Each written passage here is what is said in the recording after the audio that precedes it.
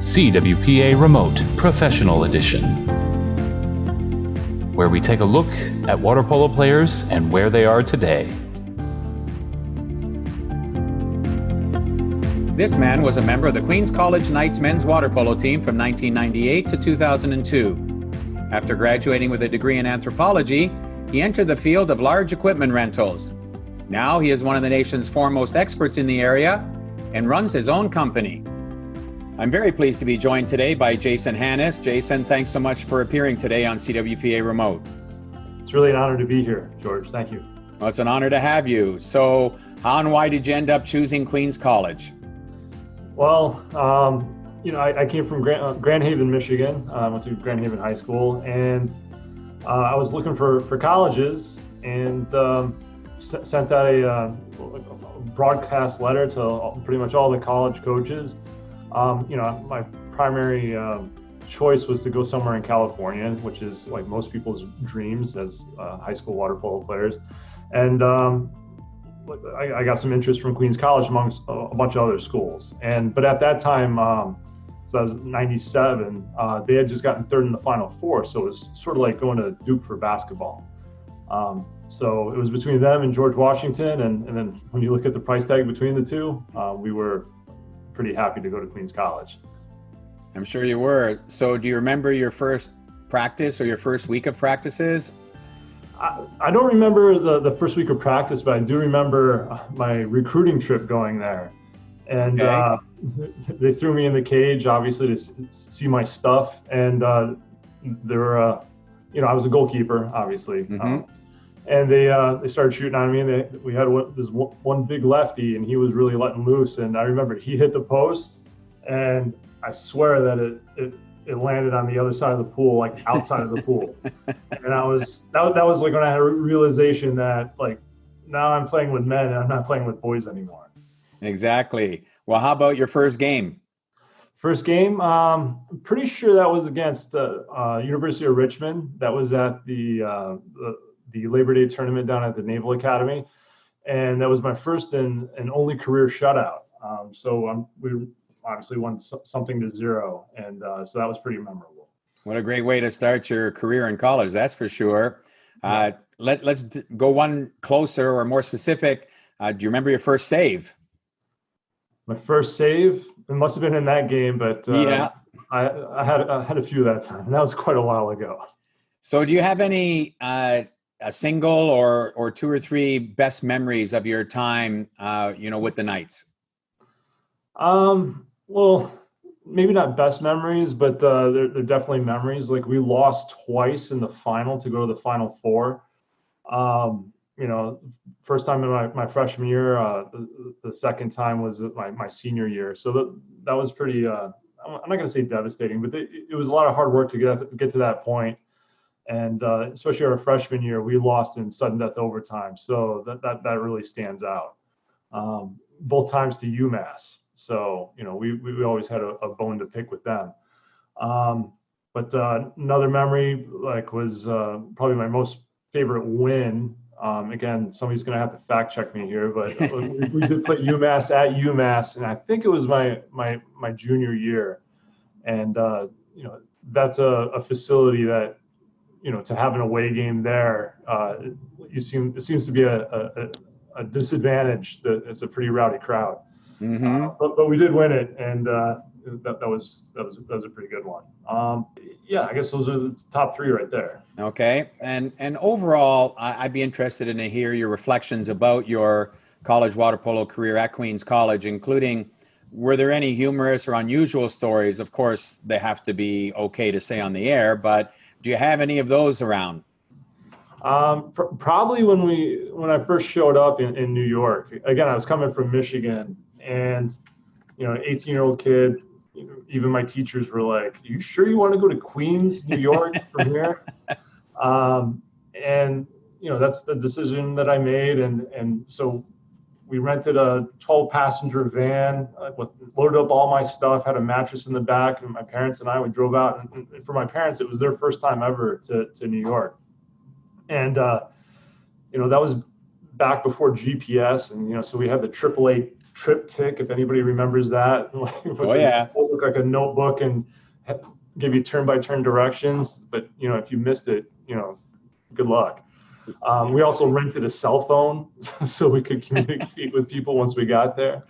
And so we were supposed to, originally I was supposed to live in an apartment that our coach was moving out of. And ends up last minute, he decided he wasn't moving out. So we didn't have a place to stay. But they're like, oh, don't worry, by the time you get here, we'll figure something out. So we get into Queens, and we call our assistant coach, this guy, Dennis. And he's like, all right, yeah, just meet me at this address, and we'll get you all straightened out. So we show up there, and it wasn't his house. It was somebody else's apartment that they were staying at. It was a two-family house, and nobody was home. And so Dennis went, and he's like, oh, just hold on a second. And he went around the side, and we kind of followed him. He's like, oh, give me a boost.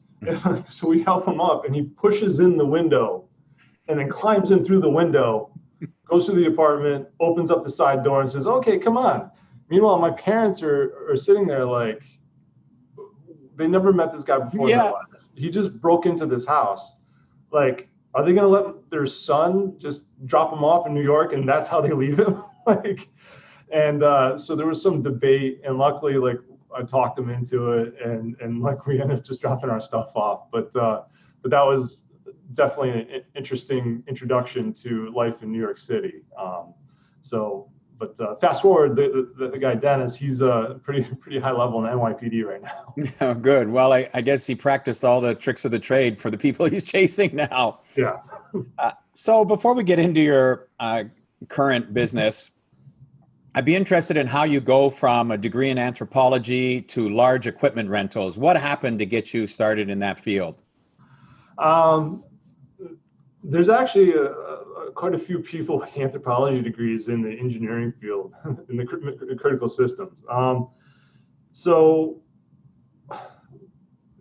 I ended up finishing with a degree in anthropology. I had studied a lot of biology, and that was my original major, and I switching to anthropology. I did have a business minor, which was an honors minor, and at Queens College it was the BALO program. It was business and liberal arts, and you had to have certain grades to get into this thing. And I went in, and it's probably the most useful thing that I took from college, because it was like business 101 for every section of business. You had law and ethics, you had accounting, you had business writing, critical thinking, and that really doesn't bring me into like equipment rentals right now, but that brings me into being like a small business owner, right?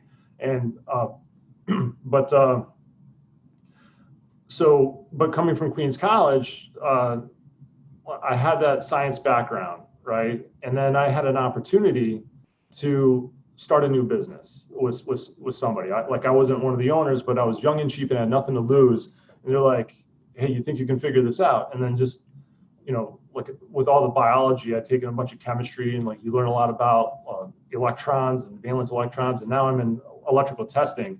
And so just having that knowledge and kind of helped me understand how electricity works, right? So that, and all the other courses I took in my past, including high school. So,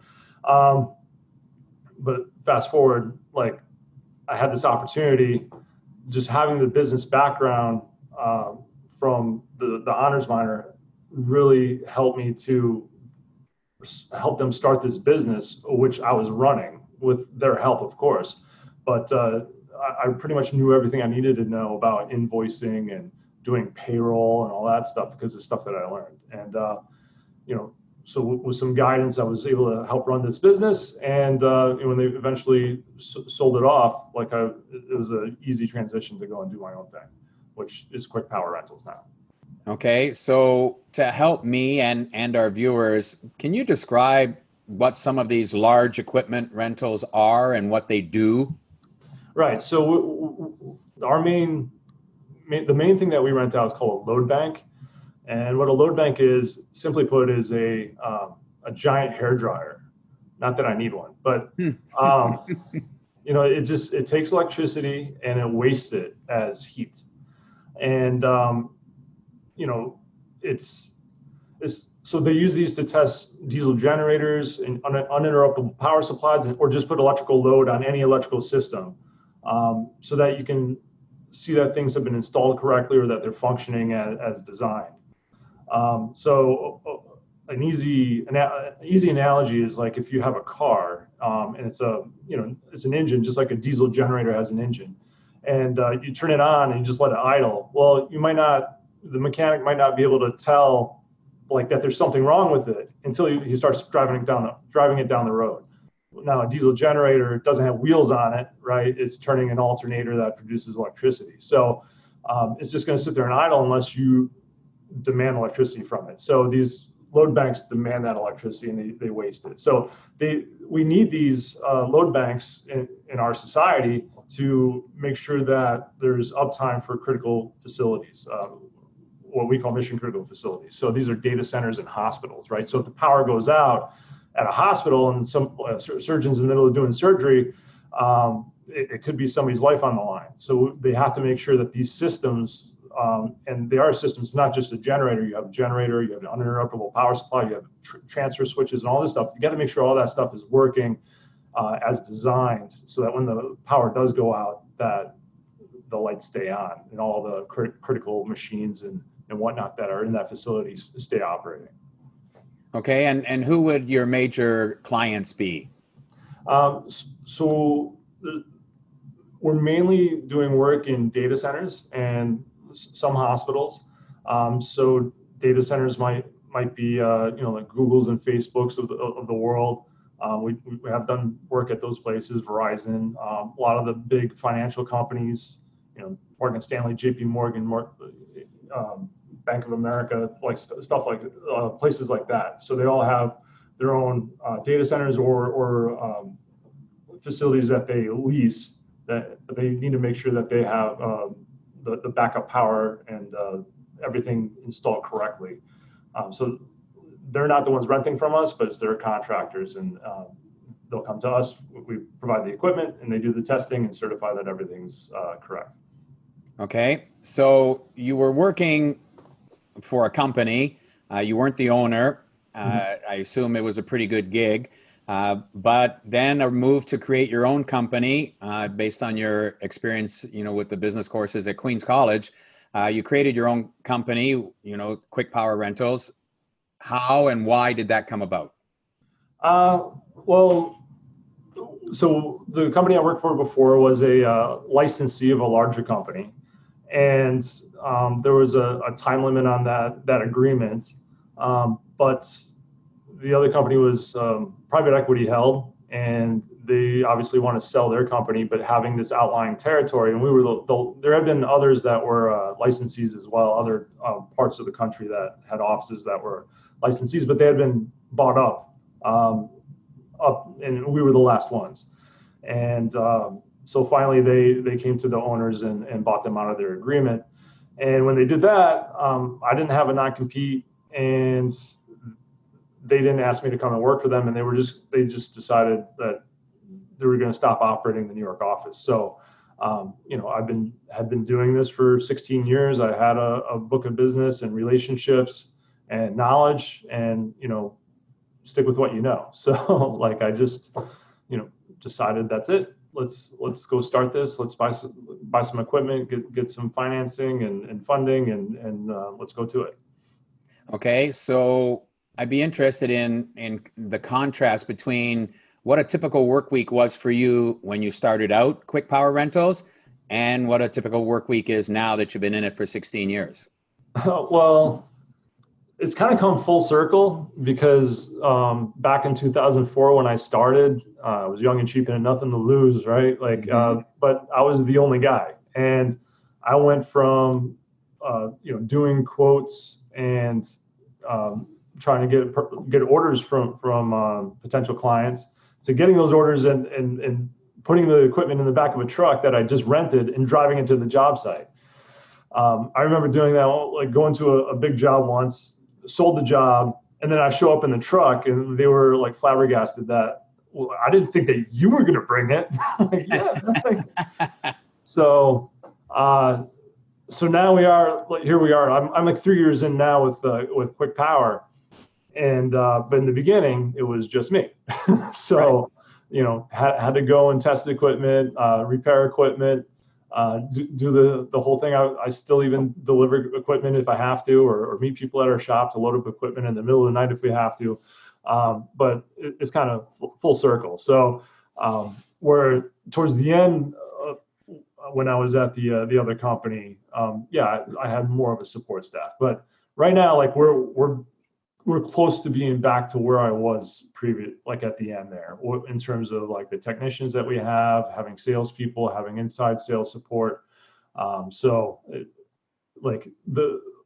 As the business is growing, like my responsibilities, like the amount of time it takes me is staying the same, but I have more support. So we're definitely doing a lot more work now than we were in the beginning. Right now it's, I'm trying to oversee everything, just making sure my customers are happy, making sure that they get their quotes on time, their equipment on time, and that everything's in the shop is functioning the way it should be. Great. Well, congratulations on that. So we've talked a bit about your college water polo career, and we've talked a bit about your working career. Our viewers, I'm sure, would be really interested to find out how you feel that your college water polo career has impacted your working career. I think the number one thing that I took from water polo is just being a water polo player and having that network. I really see water polo as a brotherhood or a sisterhood, in that like I've met so many people, and everybody's like, it seems like we all help each other, provided you're in good standing with your teammates and with the water polo community at large, which I feel I am, like they can really help you out. So before I think since college I've only had 4 jobs and only 1 interview. So in that first interview was for a sales job directly out of college, and after that it was just, okay, Jason, we know who you are, like sounds like you're looking for something new. We have an opportunity here for you. Send us your resume, and we'll get you started. And like sometimes that's what you need as a young guy or young gal, like just getting out of college is just a little bit of help and to get things started. And then just went from there. I did an inventory management job. Then I went on to I was working for a background screening company. Then I went on to an inventory management job at a pharmaceutical plant. And then I went on to the last job where I started with the equipment rentals. And then even in my career, the last company in here, like I've pulled resources, people from the water polo community and had them working with me and help them to move on to their careers in equipment rentals. Particularly in power. So I have like one guy that was a 2-time Olympian that worked with me at the last place, and now he's working for like one of the largest equipment rental companies in the world. One other point that I wanted to let you guys know about is also I've continued to stay in touch with the sport. So I did start coaching age group water polo. I did have to take a break once I started this company, but I spent a couple of years doing that, and it's been a great experience for me, and it helps me with my business in that, dealing with different personalities, it's a different type of management. And we had a great team, and we produced a lot of great athletes out of that program at Greenwich Aquatics in Greenwich, Connecticut. We've had 1 Olympian come out of there, and multiple Division I athletes on both the men's and women's side. So that's something that I'm proud of as well. But just staying connected to the sport really is important. Well, I hope our viewers are taking note of that, because the networking that can happen in water polo obviously has paid off for you and paid off for a lot who followed you because of you. Mm-hmm. Have you ever found yourself in a situation where you went, I can draw from that, whatever that is, from my college water polo career, and you then thought about it and how you'd reacted, and then you were able to deal with the situation? Has that ever arisen? Honestly, I don't think it came up at that moment, but I think that the experiences in water polo like helped prepare me for those moments. Um, so two things come to mind, and they're a little, water polo can be a little bit violent, right? So uh, No. the first one was, I'll tie everything in together at the end, but so the first one I recall playing against George Washington University at Princeton. It must have been my freshman year, and we're in the middle of the game, and our captain came to me, and he's just like, "You got to be more aggressive out there." I'm like, "Well, I'm trying hard." He's like, "No, like you're just too relaxed in the cage, and like you just need to be more. I want to see more aggression out of you." I'm like, "Okay, whatever that means." And so time went on, and the ball came into 2 meters, and I came out for the steal, and I got the steal, and the 2 meter guy got loose from the defender and like really fouled me hard. And so he came over the top of me, and when he did that, like I kind of gave him a little love tap, and next thing I know, I'm like getting pushed towards the bottom of the pool, and I kind of really didn't know what was going on, but it didn't seem right. And I finally come to the surface, and there's whistles all over the place. The 2 meter guy just got excluded from the game. The 2 meter defender got excluded from the game. And like, I'm just holding my eye because I knew something happened. And I just try to be a weak goalie, right? So everybody tries to protect the goalie, right? And then finally, like the quarter ends, I go to the corner, and they're like, "What are you doing?" I was like, "You told me to be more aggressive." They're like, "Not like that," because apparently the guy came up and was like started punching me like out of the water, like just down. It didn't hurt me. It just was pushing me down to the bottom of the pool. And so the first lesson there is that if you're going to punch somebody, no matter what, you better be prepared to get punched back. Mm-hmm. So the second example I want to give, I think we're playing in the championship for the ECAC tournament against St. Francis. Must have been my junior year. And now I'm prepared for the punches if I give a punch. But as a goalkeeper, if the 2 meter guy plays right at 2 meters, then you're always running into your 2 meter defender when you're trying to go across the cage or get into position to cut the angle. And that results in you getting kicked in the gut and whatever. So like I always try to make sure they push that 2 meter player out a little bit further. So like I have unimpeded access to my territory. So how I do that is like if the opportunity presents itself, I'll sort of kick him. I'll put my foot against the 2 meter player and push him out. And so that does two things. It pushes them out. That lets them know that I'm there, like, and that they have to deal with me now too because they're too far back. And also like it might get into their head a little bit. Well, this guy was a pretty experienced player, and so he didn't like it. And he had one eye going this way, one eye going that way. After a turnover, I pass the ball down, and he starts to swim back. Usually 2 meter offensive players, the last one's back on defense, right? So he takes maybe half a stroke, sees nobody's looking, turns around and clocks me in the head. So, but now that I knew that if I punch somebody, and I didn't punch him, but I got his attention, he punched me back. And so I realized that he was cool, calm, and collected. He made sure nobody was looking. And then even after that, I got punched, and I knew I had it coming. So I was cool, calm, and collected. I didn't overreact or anything like that to the detriment of my team. So that all rolls together in this situation where I had a big deal at actually two deals going on at the same time in New Jersey. And I was trying to get the order for both of them, and they were both going to take the same equipment.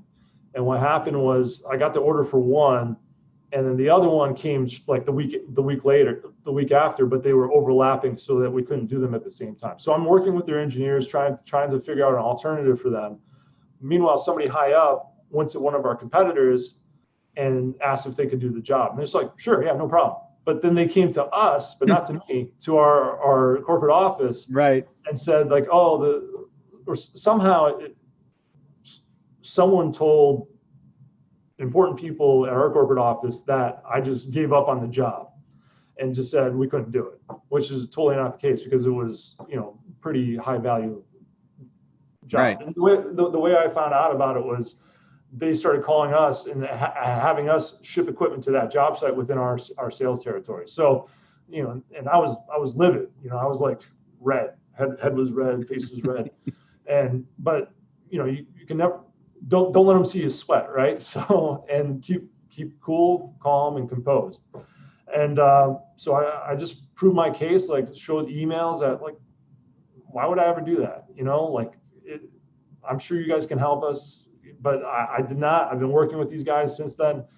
And sure enough, somebody on that side, I think, was trying to take away a big deal from us so that they could get the commission.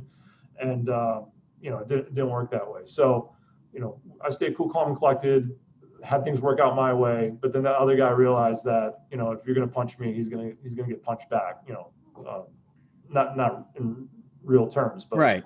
Figuratively. Good life lesson. Yeah. So many people, when they interview people at your station in life, they like to ask the question in one way or another about, what would you tell your younger self as far as advice? But I like to approach it from the exact opposite way. I'd like to know what Jason Hanis, the Queens College water polo player, would say to Jason Hanis, the 16-year veteran of large equipment rentals. Wow, that's a tough one. You're like Barbara Walters over there. So what would my younger self say to me now? I think I think I would say, because I was a young player when I came in, and like most people are, but I think that once I got to Queens College, probably a lot of people looked at me and thought that I didn't belong there. They had just gotten third at the Final Four. I was a backup goalkeeper, and like I really wasn't as developed as I should have been going into college, I think, and I just got lucky, right? So, but I worked hard and I kept learning and training and getting more experience, and things worked out really well. So the same goes for in business. Like, you can't stop learning. Like, I don't know everything yet. And especially, I'm running a small business, there's tons of stuff I don't know a lot about. Like right now I'm learning tons about marketing and stuff I never had to do before. But we're doing it, right? So especially like online marketing, Google ads, websites, that kind of stuff. So like taking courses, there's BI systems that we have to deal with, like to get all the data that we want out of our systems now. And that's pretty complicated. It's not just a matter of just hitting click report and that you got SQL programming language and stuff like that. Like I'm learning about that. So it's like, so I would say keep an open mind, keep learning, and good things are going to happen. Well, that's great advice. So finally, we have high school students and their parents watching who are looking at selecting a college. We have college students and possibly their parents looking at, potential career paths after they graduate from college. What pieces of advice would you give them, especially including, the potential impact a college water polo career could have on a working career? Well, yeah, go after it. There's plenty of teams out there. You don't have to go to California. East Coast schools, there's like most of the schools are really good schools, right? Yeah, maybe you want to live that California dream, but there's great teams out here, and they're competitive, right? So like Harvard recently has had like some really great seasons. Queens College, when I was there, like both times we got third in the Final Four, so we're beating California teams. Not saying that we're anywhere close to like the USCs and UCLAs of the world, but not everybody can play there, right? So, and there's scholarships over here as well. So don't discount the East Coast. What else? Being a student athlete in Division I, division like or whatever division you're in going into college, like there's great demands on time, right? To maintain good grades, live that college life, which is an adjustment, right? Because you're moving away from home most of the time. and then and playing water polo at a very high level. Like playing college water polo is the closest thing that we have to a professional league in the United States. So so it's taken seriously if you go to a good team, and just having that background and being able to manage your time, compete at a high level, and maintain a life.